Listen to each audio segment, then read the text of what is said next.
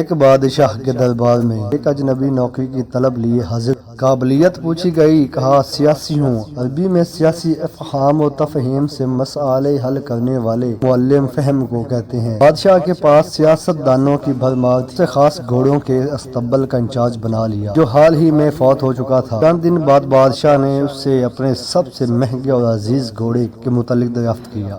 اس نے کہا نسلی نہیں ہے۔ بادشاہ کو تعجب ہوا۔ اس نے جنگل سے سائس کو بلا کر دریافت کیا۔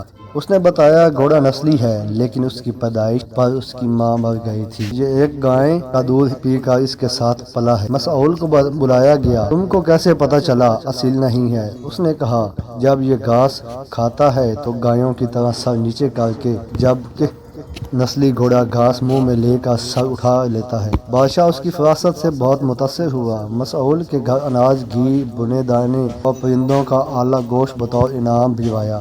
اس کے ساتھ ساتھ اس ملکہ کے محل میں تعینات کر دیا۔ چند دنوں بعد بادشاہ نے مسعود سے بیگم کے بارے رائے پوچھی۔ اس نے کہا طور و اطوار تو ملکہ جیسے ہیں لیکن شہزادی نہیں ہے۔ بادشاہ کے پیروں تلے سے زمین نکل گئی۔ حواس بحال کیے، سو بلا بھیجا، معاملہ اس کے گوش گزار کیا۔ اس نے کہا حقیقت یہ ہے تمہارے باپ نے میرے خاوند سے ہماری بیٹی کی پیدائش پر بھی رشتہ مانگ لیا تھا لیکن ہماری بیٹی 6 ماہ ہی میں فوت ہو گئی تھی۔ چنانچہ ہم نے تمہاری بادشاہ سے قریبی تعلقات قائم کرنے کے لیے کسی کی بیٹی کو اپنی بیٹی بنا لیا۔ بادشاہ نے مصائب سے دریافت کیا تم کو کیسے علم ہوا؟ اس نے کہا اس کا خادموں کے ساتھ سلوک جہلوں سے بدتر ہے۔ بادشاہ اس کی فراست سے خاصا متاثر ہوا۔ بہت سا اناج، بھیڑ بکریاں بطور انعام دی، ساتھ ہی اسے اپنے دربار میں متعین کر دیا۔ کچھ وقت گزرا، مسائب کو بلایا، اپنے بارے دریافت کیا۔ مسائب نے کہا جان کی امان بادشاہ نے وعدہ کیا۔ اس نے کہا نہ تو تم بادشاہ زادے ہو نہ تمہارا چلن بادشاہوں والا ہے۔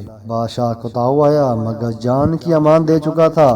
سیدھا والدہ کے محل پہنچا۔ والدہ نے کہا یہ سچ ہے، تم ایک چرواہے کے بیٹے ہو، ہماری اولاد نہیں تھی تو تمہیں لے کر پالا۔ بادشاہ نے مسعود کو بلایا، پوچھا بتا تجھے کیسے علم ہوا؟ اس نے کہا بادشاہ جب کسی کو انعام و اکرام دیا کرتے ہیں تو ہیرے موتی جوہرات کی شکل میں دیتے ہیں، لیکن آپ بھیڑ بکریاں کھانے پینے کی چیزیں عنایت کرتے ہیں۔ یہ اسلوب بادشاہ زادے کا نہیں، کسی چرواہے کے بیٹے کا ہی ہو سکتا ہے۔ عادتیں نسلوں کا پتہ دیتی ہیں، عادات اخلاق اور طرز عمل خون اور نسلوں دونوں کی پہچان کرا دیتے ہیں۔